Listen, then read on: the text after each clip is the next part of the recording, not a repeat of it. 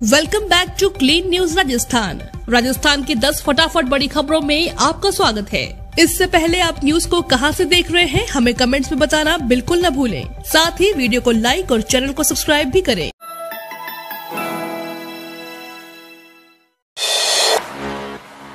राजस्थान में जेजेएम में बड़ा फर्जीवाड़ा, केंद्र सरकार के नियमों को इंजीनियर्स ने ताक पर रखा। राजस्थान में जल जीवन मिशन में बड़ा फर्जीवाड़ा सामने आया है। ग्राम जल और स्वच्छता समिति की स्वीकृति के बिना ही पीएचईडी के इंजीनियर्स ने जल जीवन मिशन में काम शुरू करवा दिया। इंजीनियर्स ने मनमाने तरीके से योजनाओं की स्वीकृति के बिना ही पंचायतों में काम करना शुरू करवा दिया। केंद्र सरकार की गाइडलाइन के मुताबिक पंचायतों में ग्राम जल एवं स्वच्छता समिति की स्वीकृति के बाद ही जल जीवन मिशन का काम शुरू करवाया जा सकता है, लेकिन प्रदेश में इंजीनियर ठेकेदारों की मिलीभगत कर ट्यूबवेल खोद दिए गए। बढ़ती महंगाई पर यूथ कांग्रेस का विरोध प्रदर्शन, बोले लूटो और खजाना भरो, मोदी सरकार की नीति। राजस्थान के बांसवाड़ा शहर में केंद्र सरकार के खिलाफ यूथ कांग्रेस ने जमकर विरोध प्रदर्शन किया। लगातार बढ़ती महंगाई के खिलाफ आज ये प्रदर्शन किया गया, जिसमें मोदी सरकार के खिलाफ जमकर नारेबाजी की गई। देश में लगातार बढ़ती जा रही महंगाई को लेकर आज राजस्थान के बांसवाड़ा शहर में यूथ कांग्रेस के पदाधिकारियों ने मोदी सरकार के खिलाफ जमकर विरोध प्रदर्शन किया। करौली में हुई पथराव की घटना पर बोले सीएम गहलोत, पीएम मोदी को लेकर दिया ये बड़ा बयान। करौली में हुई पथराव की घटना पर सीएम गहलोत का बयान सामने आया है। उन्होंने कहा कि किसी भी धर्म की अच्छाइयों का प्रचार सबका अधिकार है, लेकिन शोभा यात्रा में डीजे बजाने, नारे लगाने से अशांति फैली। सीएम गहलोत ने आगे कहा कि दंगों में असामाजिक तत्वों को नुकसान नहीं होता, मासूम फंसते हैं, मरता वही है जो निर्दोष होता है, दंगा करवाने वाले नहीं। मुख्यमंत्री गहलोत ने आगे कहा कि हिंसा और उपद्रव रोकने के लिए केंद्र सरकार को कड़ा संदेश दें। प्रधानमंत्री असामाजिक तत्वों की भर्त्सना करें, देश में कानून का राज स्थापित करने का प्रयास करें। असामाजिक तत्वों को सजा मिलनी चाहिए। उन्होंने आगे भाजपा पर देश में नफरत की आग फैलाने का आरोप लगाया। सीएम गहलोत भव्य अंदाज में करेंगे एसएमएस अस्पताल के आईपीडी टावर का भूमि पूजन। मुख्यमंत्री अशोक गहलोत के ड्रीम प्रोजेक्ट एसएमएस अस्पताल के आईपीडी टावर का आज भूमि पूजन आयोजन भव्य अंदाज में किया जाएगा। आईपीडी टावर का शिलान्यास आज 5 अप्रैल को मुख्यमंत्री अशोक गहलोत अपने हाथों से करेंगे। कार्यक्रम में यूडीएच मंत्री शांति धारीवाल, स्वास्थ्य मंत्री प्रसादी लाल मीणा शामिल होंगे। भूमि पूजन के समय से 32 महीनों में 24 मंजिला आईपीडी टावर बनकर तैयार होगा। आईपीडी टावर में सभी सुविधाओं के साथ साथ हेलीपैड भी बनाया जाएगा, जिससे एयर एम्बुलेंस की सुविधा भी शुरू होगी।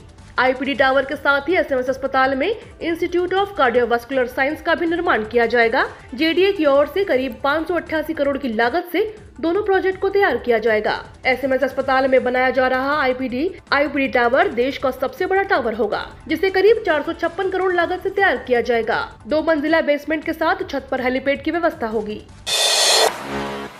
बीजेपी अध्यक्ष नड्डा के राजस्थान दौरे पर भड़के सीएम गहलोत, बोले ये देश में लगा रहे आग। जेपी नड्डा के राजस्थान दौरे को लेकर मुख्यमंत्री अशोक गहलोत का बड़ा बयान सामने आया है।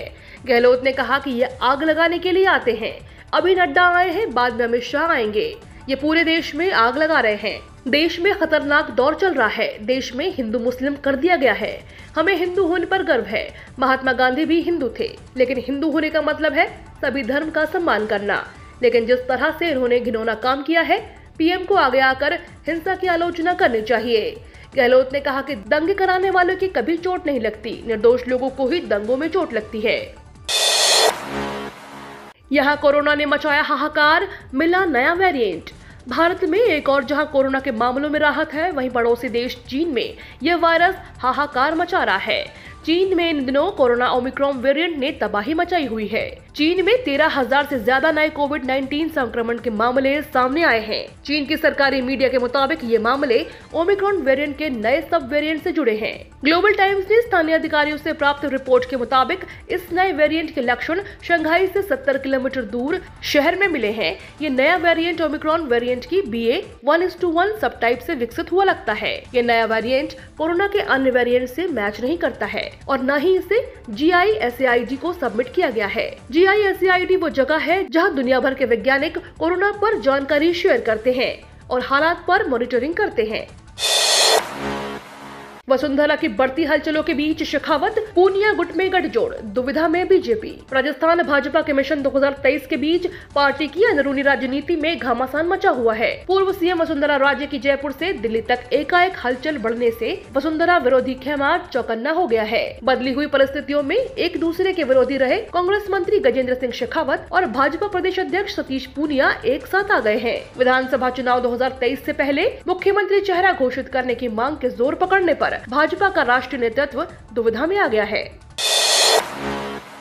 उत्तर पश्चिम रेलवे ने रचा इतिहास, संपूर्ण भारत में रहा प्रथम स्थान पर। उत्तर पश्चिम रेलवे ने माल लदान और समय पालन पर दोहरा कीर्तिमान स्थापित किया है। समय पालन में उत्तर पश्चिमी रेलवे देश भर में पहले स्थान पर है, तो वही 29.55 मिलियन टन का माल लदान कर एक इतिहास रच दिया गया है। उत्तर पश्चिमी रेलवे के महाप्रबंधक विजय शर्मा के निर्देशानुसार यात्री ट्रेनों के संचालन पर उत्तर पश्चिमी रेलवे ने विशेष ध्यान केंद्रित किया है। उत्तर पश्चिमी रेलवे इस वर्ष 98.36% के समय पालन को प्राप्त कर संपूर्ण भारत में प्रथम स्थान पर रहा है। उत्तर पश्चिमी रेलवे 3 वर्ष से लगातार यात्री गाड़ियों की समय पालना में संपूर्ण भारतीय रेलवे पर अग्रणी बना है। साथ ही देश के प्रत्येक भाग में आवश्यक सामग्री की निर्बाध आपूर्ति हो सके, इसके लिए रेलवे की ओर से विशेष प्रयास किए जा रहे हैं। उत्तर प्रदेश में रेलवे पर माल लदान में अभिनव प्रयोग किए जा रहे हैं। इसके फलस्वरूप इंडस्ट्रीज, वाटर पुट्टी, प्याज, किन्नू, चाइना प्ले आदि के नवीन मदों का लदान प्रारंभ किया गया है।